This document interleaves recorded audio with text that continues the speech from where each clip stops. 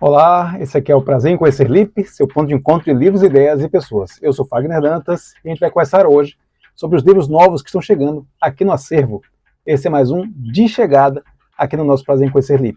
Bom, esse aqui é o nosso espaço de discussão literária, de discussão sobre o poder dos livros e como os livros podem fazer a diferença nas nossas vidas, como a prática da leitura, ter a prática da leitura como uma atividade diária, como uma atividade permanente, como uma prática, uma rotina nas nossas vidas, pode fazer toda a diferença na nossa maneira de nos comportarmos, na nossa maneira de nós dialogarmos com outras pessoas, na nossa maneira de nos comunicarmos em relação ao mundo. Afinal de contas, o ser humano é um ser intersubjetivo, então vivemos na intersubjetividade, na intercomunicação com outros seres humanos. Então é fundamental nós podermos nos comunicar bem, podemos expressar bem as nossas ideias. E para isso, a leitura é fundamental.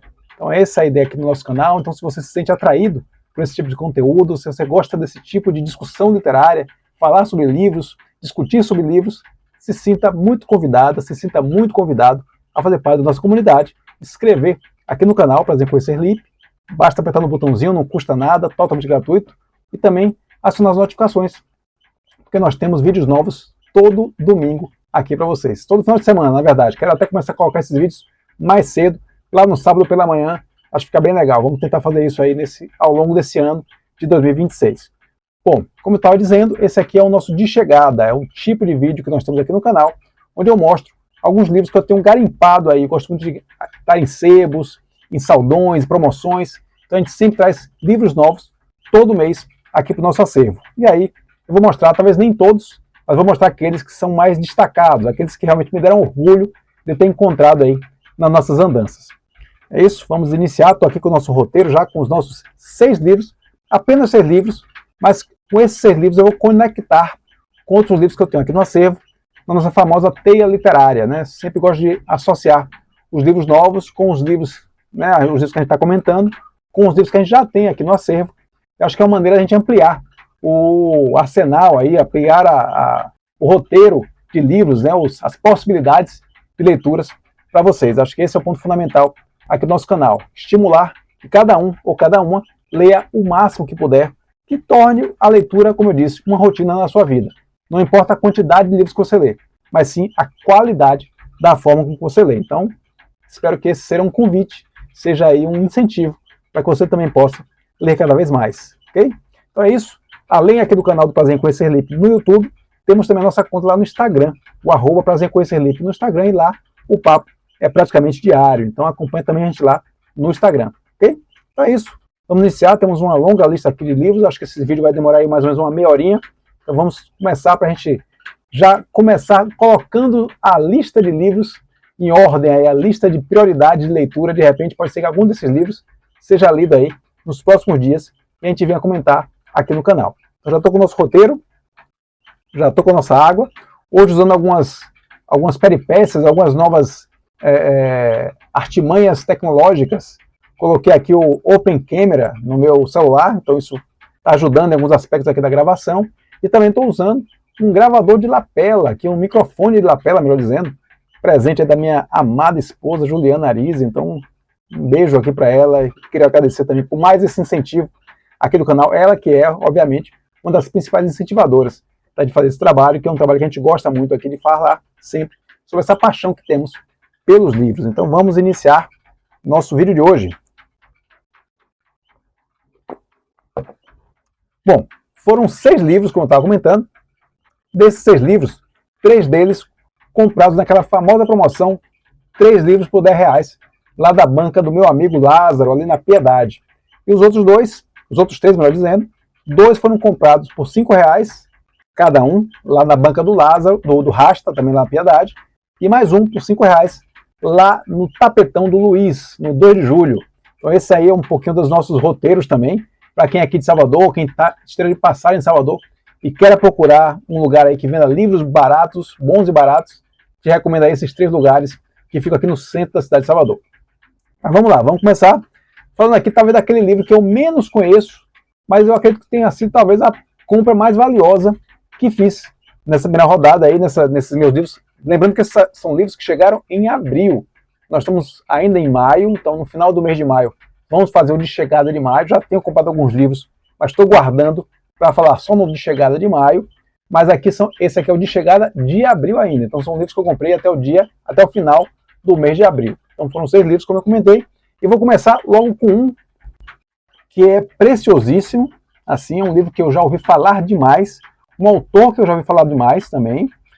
Fazia tempo que eu queria colocar esse autor no meu repertório. Não tinha encontrado ainda nenhum livro que pudesse realmente incorporar aqui por um preço camarada, como eu gosto de dizer. Mas finalmente consegui. Encontrei um desse grande autor, e não só um livro desse grande autor, mas também um dos seus livros mais conhecidos, talvez um dos mais famosos. Estou falando aqui de Jorge Luis Borges, com seu L'Aleph. Aqui é uma versão em francês, obviamente, então é o Aleph do Jorge Luis Borges, esse grande escritor argentino. Então, como eu disse, eu ouço falar de Borges há muito tempo, ouço falar desse livro, o Aleph, há muito tempo, mas realmente sei muito pouco, tanto do autor quanto do livro. Então, por conta disso, eu fiz uma pequena pesquisa aqui e queria trazer também algumas informações, aproveitar esse momento aqui, para trazer algumas informações sobre o autor e sobre o livro. Bom, o que a gente pode falar sobre o nosso Jorge Luis Borges, né, esse super conhecido autor? O nome é Jorge Francisco Isidoro Luis Borges, né?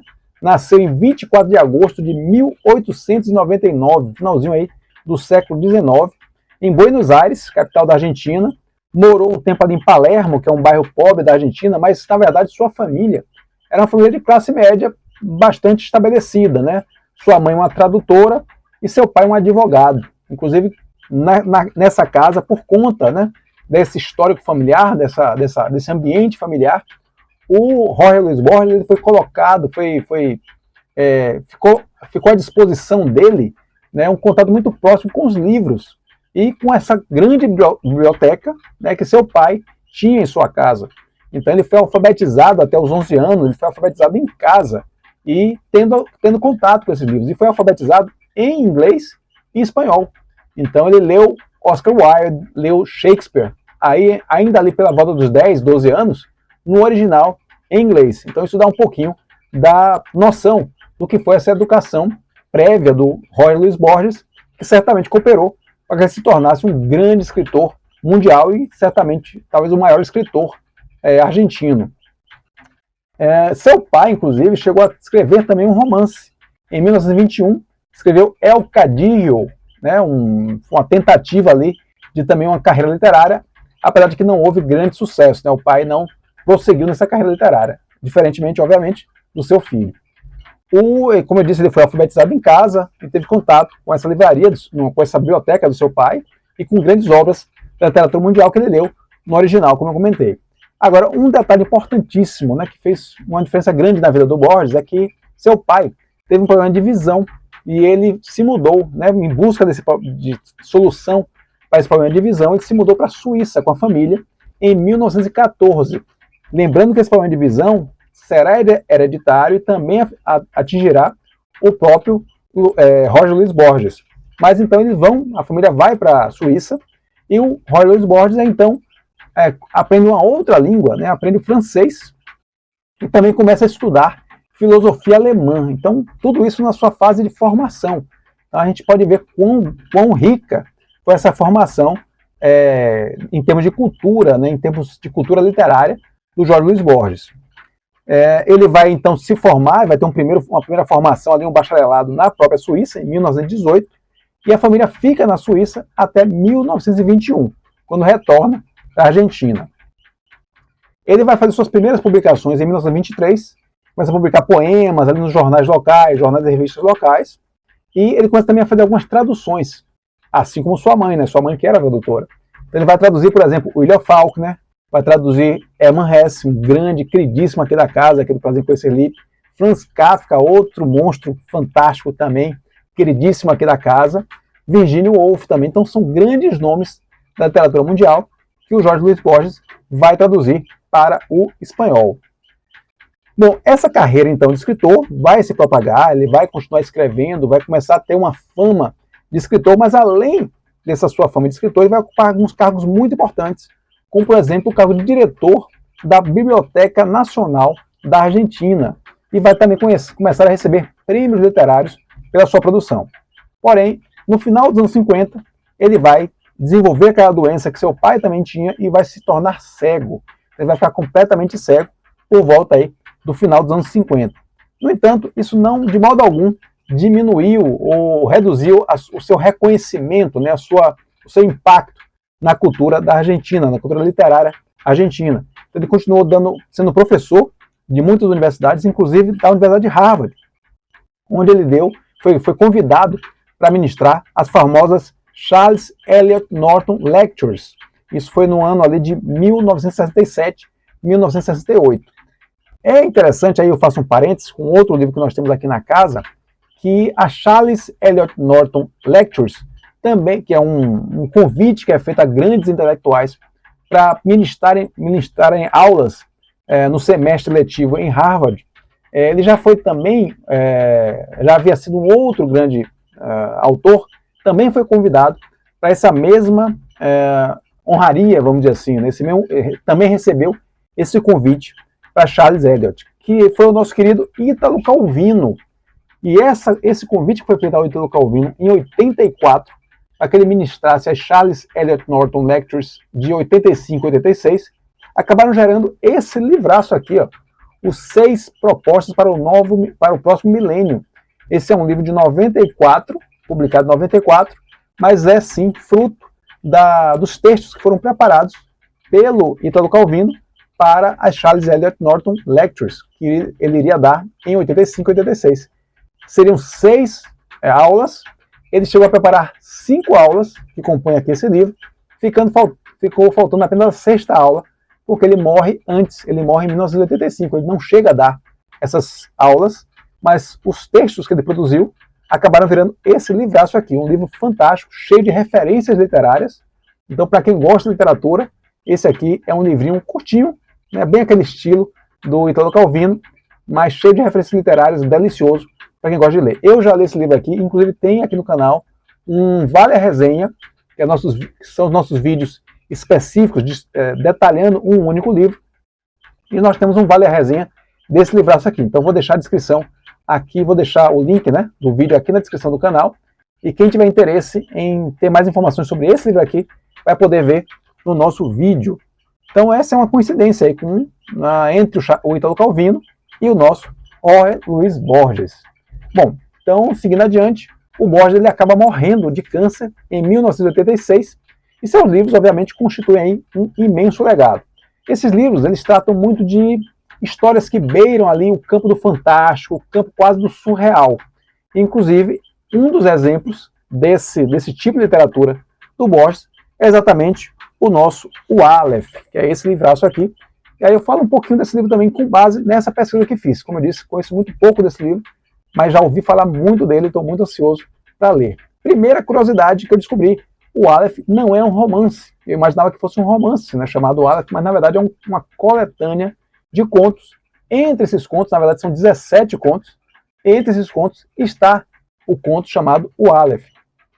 Essa coletânea aqui, na verdade esses contos, eles são agrupados em várias coletâneas, então é importante destacar que essa minha aqui, ela é uma tradução do francês de uma coletânea constituída em 1962. Tá? Então são textos escritos em vários anos diferentes, mas que essa aqui, os 17 textos aqui agrupados, estão nessa versão da publicação de 1962, inclusive além dos 17 textos, tem também alguns outros textos de apoio, aqui também alguns pós-fácios, prefácios, uma breve apresentação. Então é um texto bastante interessante, uma obra bastante interessante.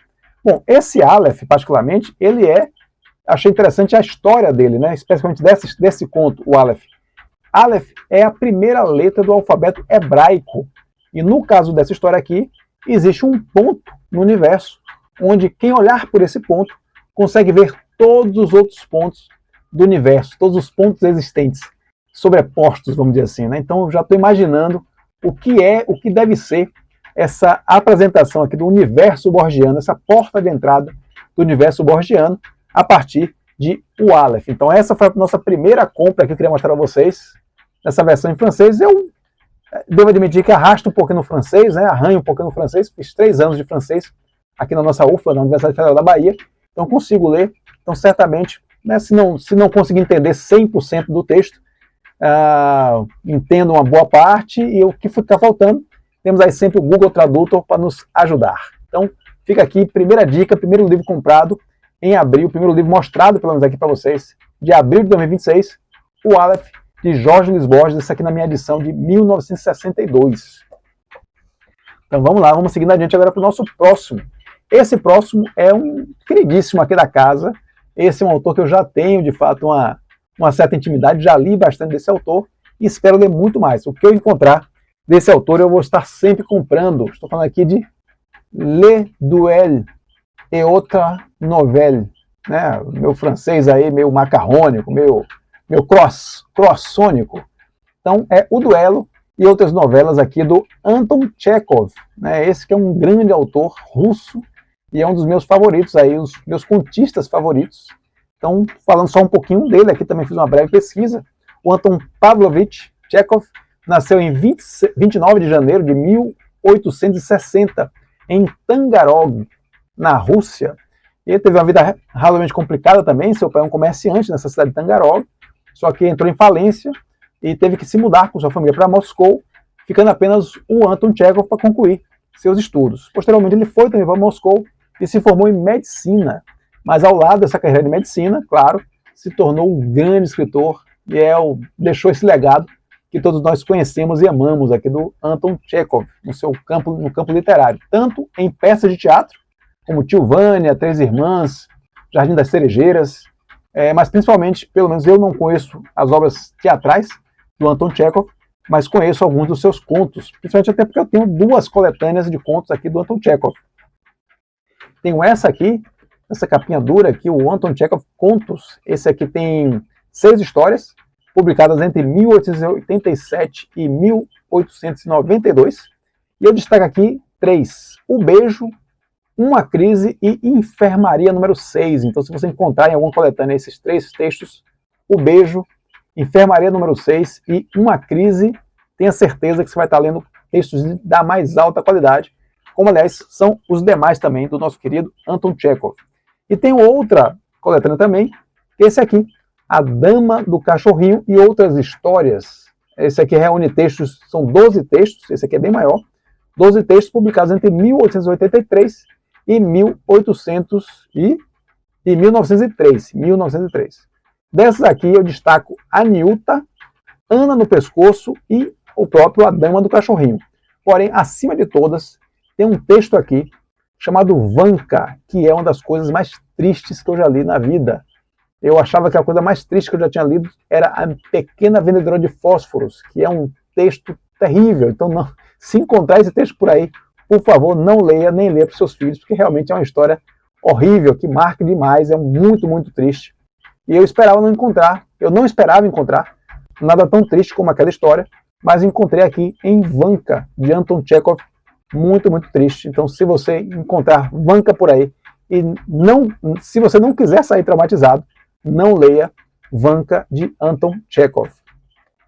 Então fica aí mais uma coletânea de Chekhov, né? Essa aqui em francês também, como eu disse, vou arranhar aí meu francês, treinar meu francês. E nessa aqui, além de 2 histórias que já tem outras coletâneas também, nessas 2 que eu mencionei, eu tenho aqui A Noiva e tenho também Uma História Banal, já aparece nas coletâneas aqui. Mas aqui eu tenho 3 histórias que eu não conheço. Minha Vida, O Duelo e também Lampejos. Então estou ansioso para ler essas 3 novas histórias aqui do Anton Chekhov, esse grande autor que é um dos meus favoritos aí na área dos contos. Seguindo adiante, então, para a última dessas compras aí por 3 livros por R$10, lá na Banca do Lázaro, vem aqui com um assunto que tem aí atormentado a vida de muita gente, né? Muita gente tem pensado nesse assunto, nesse tema.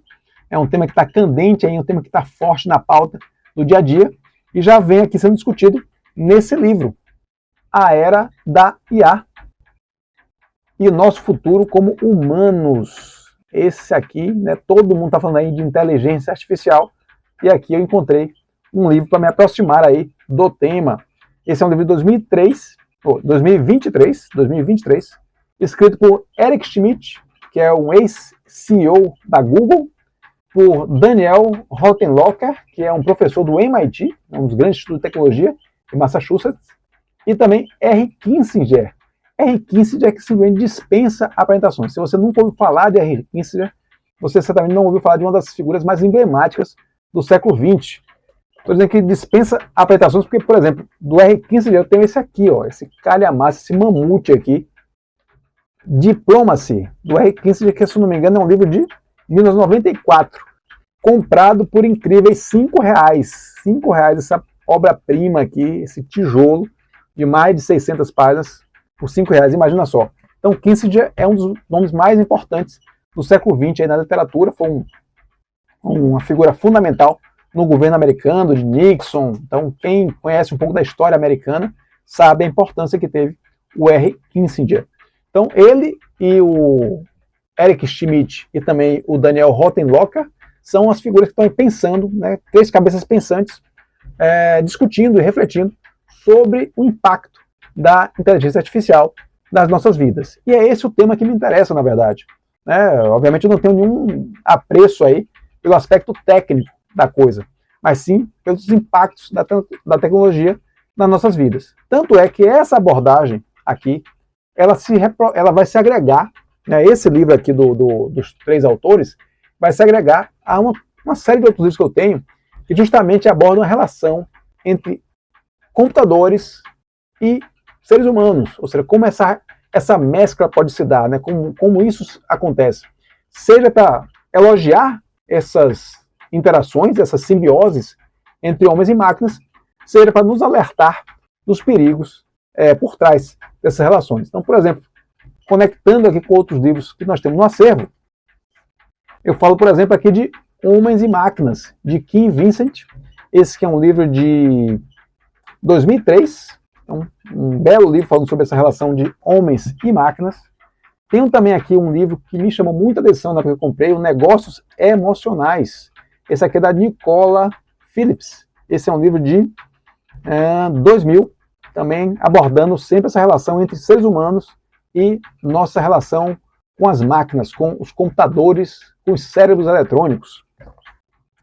Mais um aqui, esse talvez um dos grandes caras, um dos grandes pioneiros aí nessa discussão da relação entre tecnologia e sociedade, tecnologia e vida, né? A rotina, como a nossa rotina é impactada pela sociedade, um dos grandes caras do MIT também, Nicholas Negroponte, aqui com o seu Vida Digital, esse é de 1995.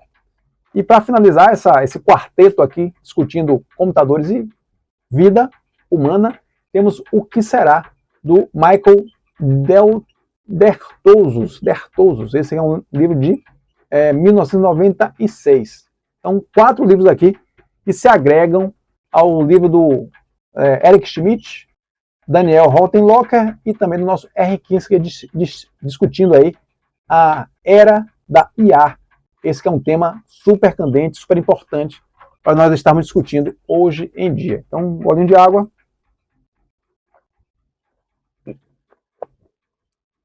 E vamos prosseguir com nossos 3 últimos livros. O primeiro desses 3 livros, um é de ficção e 2 são de não ficção. Então, vou começar pelo de ficção. E o de ficção também é um livro super conhecido. Ouvi falar muito desse livro, mas finalmente, né, estou tendo a oportunidade de lê-lo. Né? Depois de muito ouvir falar, agora vou conseguir ler de fato a própria obra. Estou falando aqui de O Deserto dos Tártaros, de Dino Buzzati. Esse é um livro publicado em 1945. Né? Para muita gente, né, eu já vi muita gente boa falando que esse livro aqui é excelente, é uma excelente leitura. Como eu disse, conheço muito pouco, ouço muito falar, mas não tive nenhuma informação prévia sobre o livro, não vi nenhuma resenha sobre esse livro, mas sempre que eu ouço falar, entre listas, entre comentários mais rápidos sobre esse livro aqui, muita gente diz que esse livro é excelente, né, que é uma excelente leitura. Então, todos esses livros aqui, na verdade, né, todos eles são livros novos, são livros comprados agora, que entraram no acervo agora, então não conheço efetivamente nenhum deles. Então, se você já conhece algum desses livros, já ouviu falar de algum desses livros, por favor, coloca nos comentários o que é que eu posso esperar dessas obras. Então, por exemplo, se você já ouviu falar de O Deserto dos Tártaros, se você já leu esse livro aqui, me conta o que é que eu posso esperar desse livro. Aliás, espera parece que é um tema fundamental nessa obra aqui, e eu fui pesquisar um pouquinho do que é que ela trata. Primeira coisa que surgiu nessa minha pesquisa foi esclarecimento de um equívoco que eu tinha. Eu achava que esse livro aqui, ele tinha dado origem a um filme chamado A Espera dos Bárbaros. É um filme com Johnny Depp, né? Estava até algum tempo atrás, estava na Netflix. Eu achava que tinha alguma coisa a ver com esse livro, esse livro aqui do Dino Buzzati. Na pesquisa, eu descobri que, na verdade, não. Na verdade, o filme ele é baseado em um livro pré-existente, um livro de 1980, escrito pelo J.M. Coetzee, que foi aquele ganhador do Prêmio Nobel, um sul-africano, ganhador do Prêmio Nobel de Literatura de 2003. Então, o J.M. Coetzee tem um livro chamado justamente A Espera dos Bárbaros. Então, na verdade, esse filme, né, é um filme, se eu não me engano, de 2020, com o Johnny Depp. Ele é, na verdade, a adaptação cinematográfica do livro do Coetzee. Porém, é muita coincidência os dois livros, tanto o livro do Coetzee quanto do Buzzati, falarem dessa espera, né, de uma espera de um grande acontecimento, os preparativos em torno daquele grande acontecimento, e essa espera acaba sendo, né, não tendo uma conclusão devida, não sendo uma espera tão bem sucedida assim. Então acaba que tanto o livro quanto o filme falam muito mais da espera do acontecimento do que, finalmente, do acontecimento em si. Porém, é muita coincidência que o livro do Coetzee e o livro do Buzzati também falem desse mesmo tema. Então fui procurar um pouquinho mais de informações e acabei descobrindo que, de fato, o Coetzee ele faz algumas homenagens aí com esse seu texto de 1980. Primeiro delas é o próprio nome.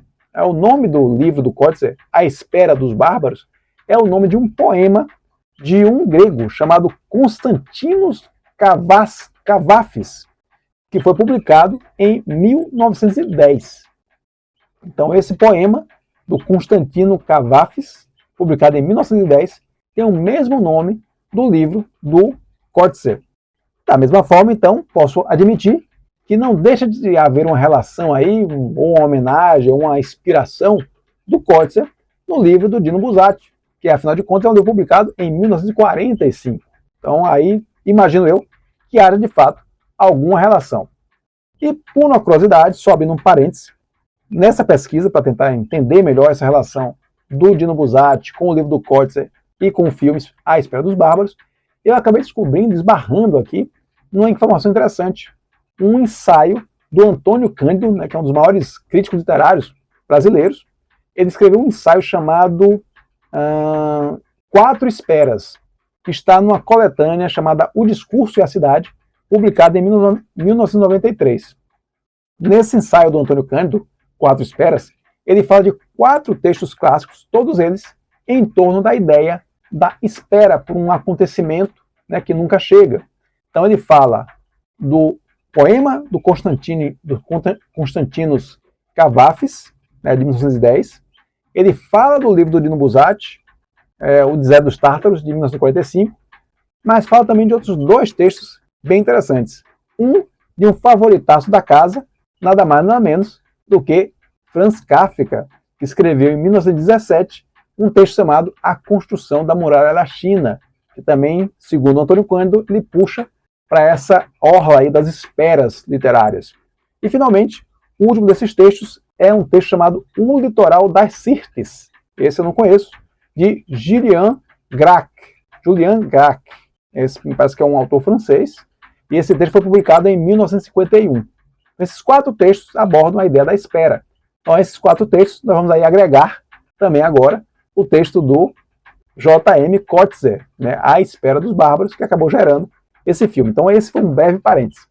Agora, um detalhe que me chamou a atenção nessa ideia de esperas literárias é uma espera clássica que acabou não aparecendo, inclusive não aparecendo no ensaio do Antônio Cândido.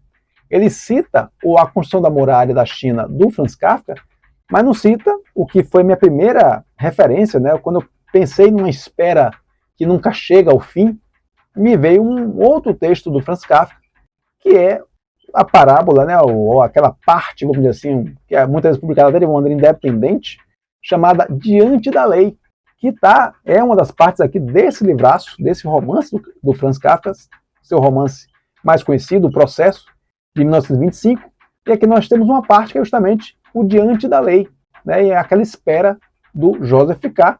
diante da porta da lei, e essa porta que nunca abre, e a gente sabe o final que vai acontecer aqui, né? Então, mais uma abordagem aí da espera no campo da literatura. Então, agrego também a isso. E para quem quer conhecer mais de Franz Kafka e o processo, também sugiro dar uma olhadinha aqui no nosso canal do Prazer Conhecer Lip. Nós temos muita coisa do Franz Kafka, principalmente desse livraço aqui, onde nós fizemos uma análise detalhada em, se eu não me engano, mais de 15 horas de vídeo aqui só sobre o processo de Franz Kafka, detalhando página por página, palavra por palavra, esse livro fundamental da história da literatura mundial. Então, mais uma compra aí fantástica, como eu disse, livro que eu estou esperando, muito ansioso também para ler, que é esse aqui, O Deserto dos Tártaros. E uma última coincidência aí com livros existentes aqui no nosso acervo, é essa coleção, belíssima coleção aqui, Mestres da Literatura Contemporânea, é uma coleção da Record com a Altaia, Ediciones Altaia, da Espanha, e dessa coleção, aqui no nosso acervo, eu também tenho esse livraço aqui, ó, Jorge Amado, né? Gabriela Cravo e Canela, de 58. Então, também, só com uma conexão aí com outro livro aqui da casa, temos dois dessa coleção, nessa belíssima edição, muito bonita, com essa capa azul, essas letras douradas, capa dura, muito legal essa edição aqui. E aí aproveito para fazer também outro parêntese. Rapidamente aqui, nós acabamos de nos inscrever algum tempinho atrás no Amado Clube de Leitura. O Clube de Leitura lá da Fundação Casa Jorge Amado, que está sendo publicado, está sendo promovido aqui em Salvador, pela Fundação Casa Jorge Amado, aberto aí a todas as pessoas que queiram participar, com inscrições abertas até o dia 31 de maio, e vamos iniciar uma série de discussões, né, encontros mensais, sobre grandes obras do Jorge Amado, nosso queridíssimo baiano. Então eu já me inscrevi, obviamente, no clube, e vamos discutir, inclusive vamos começar a discussão com esse, não, vamos começar a discussão com outro aqui, ó, com outro que eu já li, maravilhoso também, que é esse aqui, Jubiabá, a história do nosso Antônio Balduino, né, o negro Balduino, grande figura, grande herói amadiano. Esse que é um livro de 1925, 25 ou 23, agora na dúvida, vamos pegar aqui para dar a informação corretíssima, 35. Jubiabá, de 35, vai ser o nosso primeiro livro discutido lá no Clube Amado Clube de Leitura, discutindo aí as obras de Jorge Amado. Além desse, eu tenho, como eu disse aqui, já tinha mostrado aqui o Gabriela Cravo e Canela, que vai ser discutido dia 26 de setembro, e na casa também tenho aqui o Terras do Sem Fim, Terras do Sem Fim é de 43, e vai ser discutido no dia 25 de julho. Então esses aqui vão ser em sequência, ó. Jubiabá, Jubiabá vai ser... Deixa eu ver aqui. Não coloquei a data? Não coloquei não, mas vai ser, eu sei que vai ser em junho. Junho a gente começa com Jubiabá, depois dia 25 de julho vamos ter Terra do Sem Fim, e em 26 de setembro vamos de Gabriela Cravo e Canela. Então se você curte Jorge Amado, aliás, quem não curte, né, o nosso querido baiano, se você gosta, se você quer discutir as obras de Jorge Amado, te recomendo você entrar aí no Amado Clube de Leitura da Fundação Casa Jorge Amado. Vou deixar também na descrição do vídeo, vou deixar o link para esse clube de leitura fantástico. As inscrições vão até o dia 31 de maio. Finalizando aí o nosso parêntese, vamos retomar aqui para os nossos dois últimos livros. Dois livros de não ficção, tá? O primeiro é de um cara que até pouco tempo atrás era uma unanimidade, aí, né, uma quase unanimidade. No Brasil hoje em dia está muito difícil ser unanimidade, mas era uma quase unanimidade entre, principalmente o pessoal os intelectuais, a turma mais progressista. Então era um cara, uma figura assim, vista como um dos grandes nomes, né? Uma das grandes jovens lideranças que surgia aí para ocupar os espaços deixados aí pelas velhas lideranças que estão indo embora. Ele surgia como uma grande estrela, né? Vinha tendo cada vez mais destaque, chegando inclusive a ser ministro de Estado no terceiro governo Lula, e infelizmente aí, né, teve uma situação delicada, está respondendo a uma acusação de assédio, né, então um caso bem sério, está correndo, mas eu sempre gosto de dizer que eu não misturo a vida pessoal com a obra literária, né, ou com a obra científica, acadêmica. Se fosse assim, teria que abandonar, por exemplo, na opinião de alguns, Terei que abandonar figuras como Mário Vargas Llosa, que é um dos meus autores favoritos, né, por suas posições políticas, ou Martin Heidegger, né, um dos grandes filósofos do século XX, por suas ligações com o nazismo, por exemplo. Né? Então temos que evitar essas relações. Acho que as contribuições, seja para a arte, seja para o pensamento, elas devem ser vistas por si mesmas, né, pelo seu valor intrínseco. Então, nesse caso, não tem como negar que esse cara aqui ele deu uma grande contribuição, principalmente com esse livro. Então, por isso, quando eu tive a oportunidade de comprar por R$5, não pensei duas vezes. Estou falando aqui de Silvio Almeida, com seu Racismo Estrutural. Esse que é um livro, como eu disse, fundamental, né? Um livro publicado aí em 2019 por esse jurista, né? Um professor de direito, né? Uma pessoa que, como eu disse, tem aí uma história, né? Tinha, antes desse ocorrido aí, tinha, assim, como eu disse, uma história quase que ilibada, assim, uma trajetória quase irretocável. Mas aí teve essa situação que ele está tendo que enfrentar. Vamos ver os próximos capítulos, né? Vamos ver se sairá inocente, sairá culpado, condenado desse processo. O fato é que o processo está em andamento. Mas, como eu disse, não vou misturar as coisas. Esse livro aqui é, de fato, um livro fundamental para todo mundo que quer entender um pouquinho mais de políticas identitárias. É um tema que eu acho um tema bastante polêmico, bastante complexo, né? Mas é um tema que a gente não pode se esquivar, principalmente nos dias de hoje. Né? É um tema que está em voga, que está no radar, que está na mesa, está na pauta, e a gente não pode se esquivar. Então, para isso, para não ficar no famoso não li e não gostei, eu prefiro sempre ler de tudo, né, de todo tipo de opinião sobre esse assunto. Então, por isso, claro que eu não tive a oportunidade, vi lá racismo estrutural, que é um termo, né, um conceito, que entrou de fato no léxico das políticas identitárias a partir do livro do Silvio Almeida. Então, consequentemente, comprei de imediato. Como eu disse, é um tema que me interessa. Eu tenho aqui alguns livros que tratam desse tema, tanto sob o aspecto de pessoas que enaltecem, né, que reafirmam a importância das políticas identitárias, quanto também daqueles que questionam, né, que criticam de alguma maneira essas políticas. Então, do lado dos que apoiam, eu tenho aqui, por exemplo, Djamila Ribeiro, né, com seu pequeno manual antirracista. Djamila, inclusive, que é a coordenadora dessa coleção aqui, Feminismos Plurais, que publicou o livro do Silvio Almeida, é coordenado aí pela Djamila Ribeiro, né? Também essa grande intelectual, não tenho dúvida, né? Por mais que podemos não concordar 100% com o que é dito, não há como negar a sua contribuição no campo intelectual brasileiro. Então tenho aqui o pequeno, inclusive já li, o pequeno manual antirracista da Djamila. Outro também que vai nessa mesma linha de políticas identitárias é o da Márcia Tiburi, aqui, o Feminismos em Comum.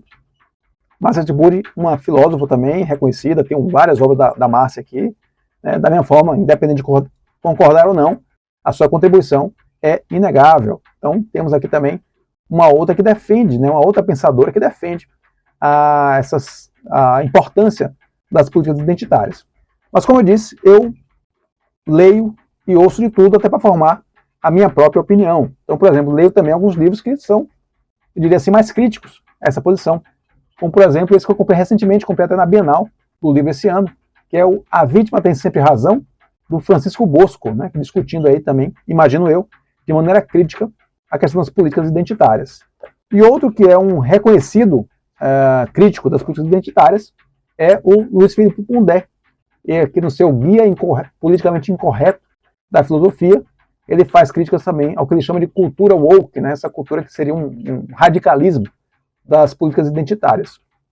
Então, como eu disse, eu gosto sempre de, para poder falar de um assunto, gosto sempre de ler e entender as diferentes posições acerca desse assunto. Então, vai nesse sentido a leitura que eu pretendo fazer de Racismo Estrutural, do Silvio Almeida. E para finalizar a nossa lista aí de 6 livros comprados em abril, aí no nosso de chegada de abril, nossos livros novos aqui no acervo, eu venho com um cara que eu sou fã, né? Aí já vou sair um pouco da linha da coisa mais fria e vou dizer, sou fã desse cara, também, independente das concordâncias ou discordâncias.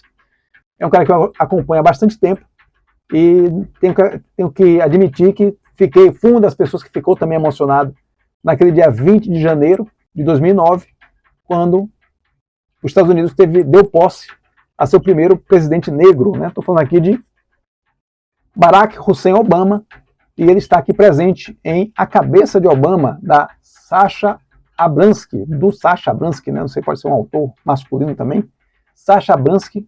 Esse que é um livro de 2010, pouco depois aí da eleição do Obama em 2008, né? Então, é mais um livro aqui que eu tenho sobre o Obama. Como eu disse, sou um fã desse cara. Tem alguns livros que tratam dele aqui, por exemplo, esse aqui, o Virada no Jogo, né? Descreve um pouco como é que foi a campanha do Obama e como ele conseguiu se eleger presidente americano, né? O primeiro presidente negro americano, como eu falei. E tem também alguns livros que foram escritos pelo próprio Obama, né? A Origem dos Meus Sonhos, esse aqui ele fala muito do início da sua vida adulta ali, né, na faculdade, inclusive descobrindo, né, mais sobre as suas origens, as origens do seu pai, seu pai é nigeriano. Então, nesse livro aqui, ele vai também em busca das suas origens lá na Nigéria, conhecer a família do seu pai.